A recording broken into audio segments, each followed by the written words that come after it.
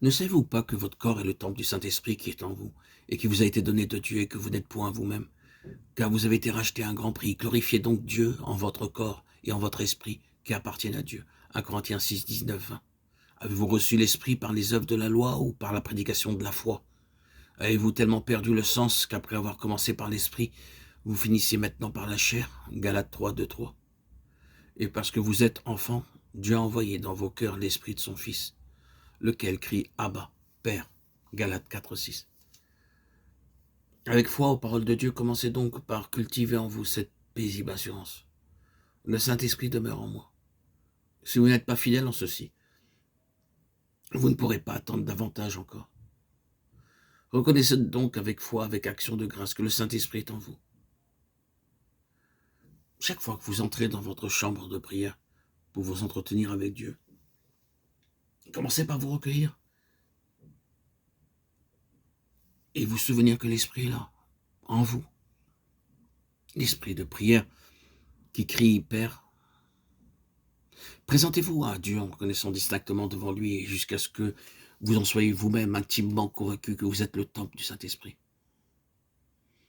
Après cela, vous serez dans la disposition voulue pour faire un pas de plus, pour demander à Dieu très simplement, très tranquillement, de vous accorder aussitôt l'action de son Saint-Esprit. L'Esprit est en Dieu et il est en vous aussi. Ce que vous demandez donc au Père qui est aux cieux, c'est qu'il vous envoie une manifestation plus vivante de son Esprit tout-puissant. C'est que l'Esprit qui habite en vous agisse avec plus de force. Demandez-le, lui, en vous appuyant sur ses promesses, ou sur quelques promesses particulières que vous lui rappelez, vous assurant ainsi que vous croyez qu'il vous exauce. Ne cherchez pas ensuite à examiner si vous éprouvez quelque chose de nouveau dans votre cœur. Non, tout pourra vous y paraître encore obscur et froid. Mais ce que vous avez à faire, c'est de croire, de vous reposer sur ce que Dieu va faire, sur ce qu'il fait déjà en vous, quoique vous ne le sentiez pas. Et alors, commence l'attente. Attendez votre Dieu, attendez son esprit, que votre âme reste tranquille, dans une grande paix et en silence devant Dieu. Donnez au Saint-Esprit le temps de produire et d'affermir en vous l'assurance que Dieu lui permettra d'agir avec puissance. Nous sommes de saints sacrificateurs devant offrir des sacrifices spirituels, 1 Pierre 2,5.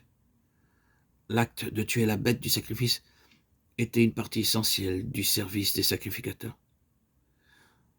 Pour vous aussi, dans tout ce que vous offrez à Dieu, il faut qu'il y ait mort, reddition du moi, renoncement et sacrifice complet du moi et de ses propres forces. Pendant que vous attendez devant Dieu dans un saint recueillement, il voit là la confession de votre incapacité à lui apporter quoi que ce soit, ni sagesse pour prier comme il faut, ni force pour travailler avec efficace. Cette attente exprime le vide que vous éprouvez et le besoin de tout recevoir.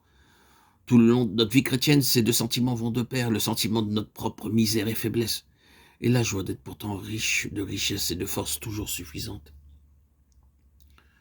C'est dans cette attente devant Dieu que l'âme s'abaisse et reconnaît toujours plus son propre néant, et que par là même elle obtient la divine assurance que Dieu a agréé son sacrifice, et qu'il répondra à ses désirs.